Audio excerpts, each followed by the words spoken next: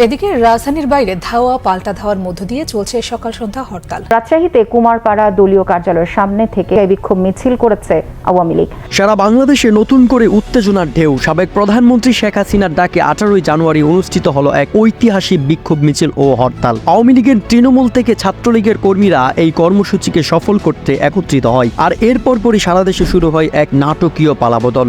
শেখ হাসিনার নেতৃত্বে আয়োজিত এই কর্মসূচিতে ঢাকার রাজপথ থেকে শুরু করে দেশের প্রত্যন্ত অঞ্চলের প্রতিটি স্থানে আওয়ামী লীগের নেতাকর্মীরা সক্রিয় ছিলেন। মিছিলের নেতৃত্বে ছিলেন তৃণমূল নেতাকর্মী থেকে শুরু করে ছাত্রলীগের হাজার হাজার নেতাকর্মীরা। বঙ্গবন্ধুর আদর্শের সৈনিকেরা এই বিক্ষোভ মিছিলে প্রমাণ করেন যে শেখ হাসিনার প্রতি তার আনুগত্য ও বিশ্বাস অটুট। হরতালের সময় ঢাকার বিভিন্ন পয়েন্ট ও দেশের অন্যান্য স্থানে ঘটে সহিংসতা। আওয়ামী লীগের নেতাকর্মীরা বিএনপি জামাত সমর্থকদের বিরুদ্ধে আক্রমণ চালায়।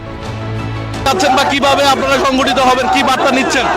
আগামী দিনে জননেত্রী শেখ হাসিনার নেতৃত্বে আবারও আমরা একটা সুন্দর বাংলাদেশ।